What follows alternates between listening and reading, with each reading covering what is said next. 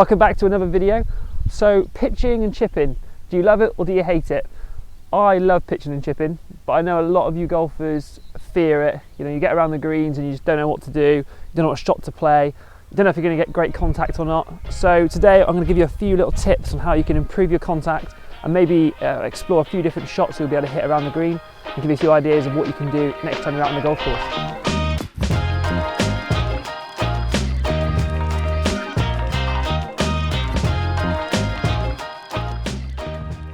Okay, so we're out on the 15th hole on Charing. We've missed the green short. We're onto the apron, nicely prepared. We've got a really good lie. It's not too tight a lie. It's not too firm. We can get the club underneath it nicely. We walk up this way and we've got plenty of green to work with. A little bit of apron to fly. And then we've got quite a lot of green running up to the flag here. I think, you know, there's a few options. I see too many people playing, hitting the lob shot, flying all the way up there. It's not the most accurate shot to play. You're going to lose control of distance. It's going to be hard to judge how much release you're going to get. We're going to play it quite simply. We're going to pick a landing zone, which I'm going to pick around this area, 4 or 5 paces on, just because there's a small false front. So this is sort of the flat area. I'm going to land it on here and then let it release up. Based on where I'm going to land it and how far I'm going to throw it, I'm going to choose my club. For me, it's going to be a 50-degree wedge. So it's not my most lofted wedge. I've got a choice of 54 and 60. It's definitely not a 60, that's going to stop too quick. It's definitely not a 54, that's going to stop too quick. So it's a 50 all day. Generally, the lower loft is better. Getting the ball rolling is a lot better for these shots. So really simple, I'm going to give you one tip for this shot. It's a small swing, so you're going to keep the stance quite narrow. But if I could tell anybody some advice on chipping, it is going to be get your weight, your centre point, in front of the ball. That's all you're going to do. You're going to preset that impact position. Set up, narrow stance, weight forward, and it's simply rock the shoulders. What I'm going to do is focus on that landing zone I've picked, turn them forward, see if we can hit it.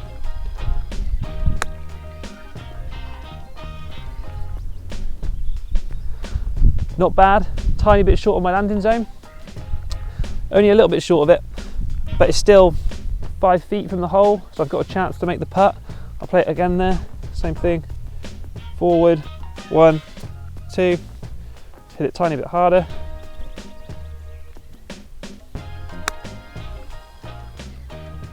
That's better there, a few feet past.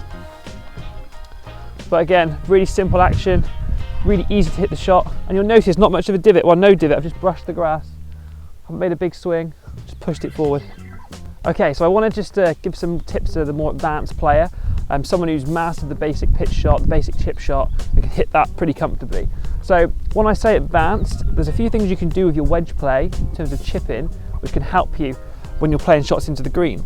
So say for example, we're into a little bit of an upslope like we are now, and we want to make sure that ball rolls up the hill. What we can do in our setup, we can make a slight adjustment. We can nip the ball slightly further back in the stance, hands a bit further forward, and almost feel it as a bit of release with the wrists. A little bit of release this way, gets the face closing down a bit. And we're going to create a slight bit of draw spin, which is going to get the ball releasing up the green a little bit more. So if we're into that upslope and we don't want it to stop dead, we definitely want it to keep releasing, we'd feel like the ball's just back a little bit and a bit of release there with the chip shot. Toe turning over, and we can feel it just keeps moving up the green. This position, turns it over, and it hops forward and releases up the green. Alternatively, if we want to stop a little bit quicker, because it might be running away from us the green a little bit, we can release it slightly differently. So we can have the ball more centered in the stance and feel like we release a little bit this way, a little bit underneath. So rather than rolling the wrist that way, we hold a little bit more. When I play that pitch shot, it's not going to run out as much. Position, hold. So I landed it a bit further up. Still released because I got it on the flat, but it felt a bit more solid, a bit more spinny. So 2 options there. If you definitely want to make it release, get it running, you don't want it to stop in front of you, release a little bit with the right hand. If you want to stop the ball a bit quicker, feel like you hold a little bit more. That's an advanced tip. That's the beginner's tip, is the first one. That's advanced. So if you're an advanced player, try that out, see what it does for you.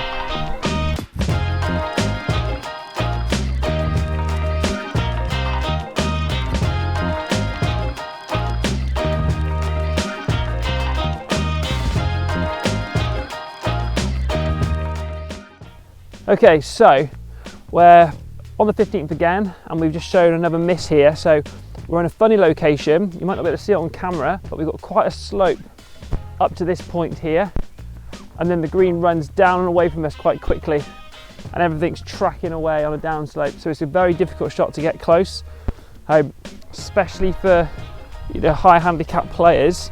It's going to be very difficult to get an accurate strike, land it up on the green and release correctly. So I wanted to give you two options for this shot.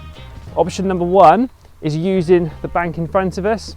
It's a little bit of an educated guess, but we're going to try and bump the ball with a lower lofted club into the bank around here, and it release down. And then the second option is going to be using a more lofted club, flying it up onto the green and letting it release. The great thing about this is there's not much difference in technique. So I'm going to use my pitching wedge for the first one, and I'm going to pitch this into the bank just in front of me, and then let it pop over and release down. It's a safer shot because it's less likely to come back to your feet. It's just coming in low and running up the bank. So we can set up, ball back in the stance a little bit to keep it low, weight forward like we said in the first one, picking a spot in that bank and bumping it up and getting the ball running.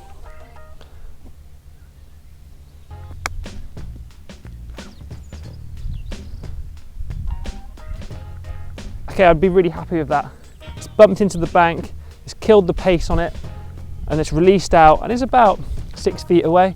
But it's a good shot. You have a good chance of making the putt there. So this is the next shot. We're going to use a little bit more loft. We've got a 60-degree wedge here, and the idea is we're going to fly it about 4 or 5 paces on onto that little flat spot, and then we let it release down. There's no difference in technique. Same thing. Same setup, weight forward, just a slightly bigger swing, that's all. Keeping good tempo.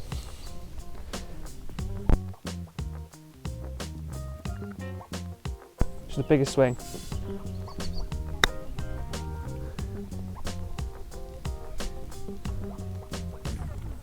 Again, so a good shot then, below the hole, flew quite far, checked, released a bit, and I've got a fairly decent chance of making a par there.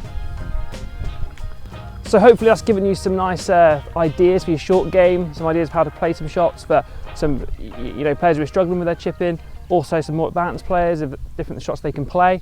So go and try them. If you're really struggling with your short game, come and see one of us in the shop, book in a short game lesson, and we can help you out.